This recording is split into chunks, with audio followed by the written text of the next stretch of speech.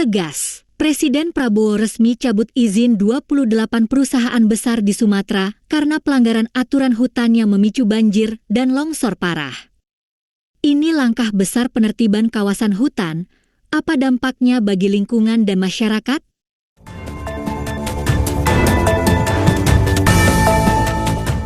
Atas petunjuk Bapak Presiden, kami akan menyampaikan pengumuman berkaitan dengan komitmen pemerintah sejak masa awal kepemimpinan Presiden Prabowo Subianto dan Wakil Presiden Gibran Rakabuming Raka, di mana salah satunya adalah komitmen pemerintah untuk melakukan penataan dan penertiban terhadap kegiatan ekonomi berbasis sumber daya alam.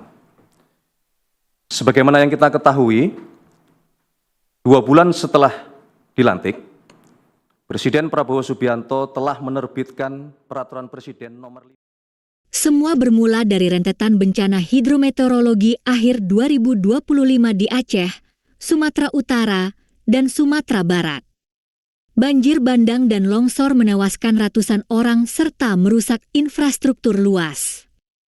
Pemerintah langsung bentuk Satuan Tugas Penertiban Kawasan Hutan atau Satgas PKH berdasarkan Perpres Nomor 5 Tahun 2025 di era Presiden Prabowo Subianto dan Wakil Presiden Gibran Rakabuming Raka. Tugas utama Satgas ini audit perusahaan di sektor kehutanan, perkebunan, dan pertambangan yang beroperasi di kawasan hutan. Dalam setahun terakhir, Satgas sudah kuasai kembali 4,09 juta hektar lahan sawit ilegal di kawasan hutan. Dari jumlah itu, 900.000 hektare dikembalikan jadi hutan konservasi, termasuk 81.793 hektare di Taman Nasional Tesonilo, Riau. Pada 19 Januari 2026, melalui rapat virtual yang dipimpin Presiden Prabowo dari London, Satgas laporkan temuan pelanggaran oleh sejumlah perusahaan. Hasil audit tunjukkan 28 perusahaan terbukti langgar aturan pemanfaatan hutan dan kawasan lindung. Presiden Prabowo Subianto telah menerbitkan Peraturan Presiden Nomor 5 Tahun 2025 untuk membentuk Satuan Tugas Penertiban Kawasan Hutan atau yang selama ini dikenal dengan Satgas PKH.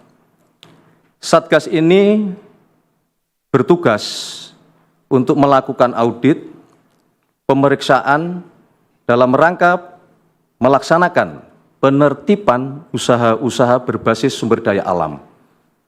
Contoh, usaha kehutanan, usaha perkebunan, maupun usaha pertambangan. Dalam kurun waktu 1 tahun melaksanakan tugasnya, Satgas PKH telah berhasil menertibkan dan menguasai kembali sebesar 4,09 juta hektar perkebunan kelapa sawit dalam kawasan hutan. Dari luasan tersebut, sebesar 900.000 hektar dikembalikan sebagai hutan konservasi dalam rangka keanekaragaman hayati dunia. Termasuk di dalamnya seluas 81.793 hektar berada di Taman Nasional Tesonilo di Provinsi Riau.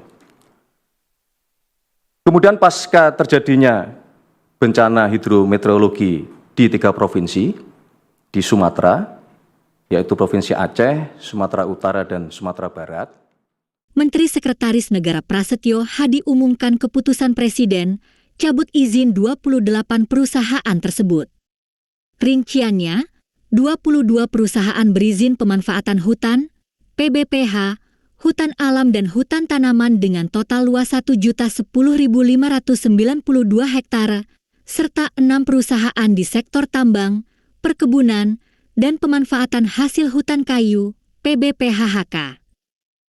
Wilayah terdampak utama Aceh, Sumatera Utara, dan Sumatera Barat. Langkah ini bagian dari komitmen pemerintah lindungi hutan, cegah bencana berulang, dan jaga biodiversitas global. Perusahaan yang izinnya dicabut kini tidak boleh beroperasi lagi, dan lahan akan dikelola ulang untuk kepentingan publik serta konservasi. Kementerian Lingkungan Hidup juga koordinasi dengan Kementerian Ketenagakerjaan soal nasib karyawan yang terdampak. Pencabutan izin ini jadi sinyal kuat pemerintah serius benahi pengelolaan sumber daya alam dan respons cepat terhadap krisis lingkungan. Langkah ini diharapkan bawa dampak positif jangka panjang bagi masyarakat dan alam Indonesia. Satgas PKH mempercepat proses audit di 3 provinsi tersebut. Dan pada hari Senin, 19 Januari 2026 kemarin, dari London, Inggris, melalui Zoom meeting, Bapak Presiden memimpin rapat terbatas bersama kementerian-kementerian dan lembaga, serta Satgas PKH. Di dalam ratas tersebut, Satgas melaporkan kepada Bapak Presiden hasil investigasi terhadap perusahaan-perusahaan yang terindikasi melakukan pelanggaran.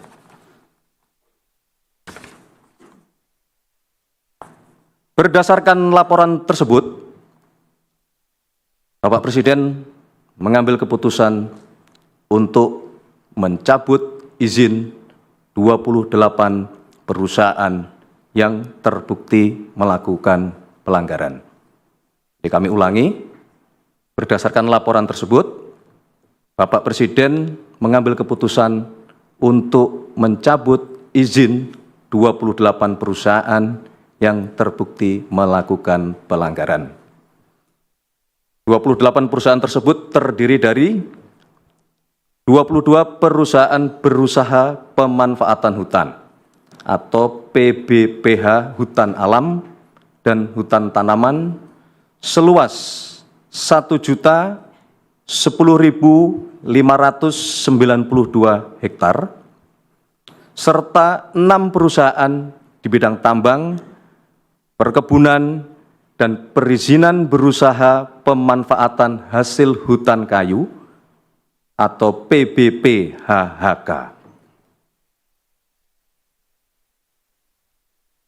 Demikian pengumuman keputusan yang dapat kami sampaikan.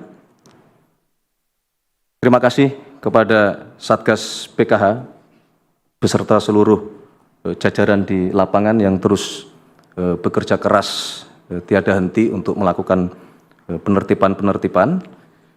Kemudian kami juga menyampaikan terima kasih kepada seluruh rakyat Indonesia yang terus-menerus memberikan dukungan kepada kami semua di dalam menjalankan tugas dari negara.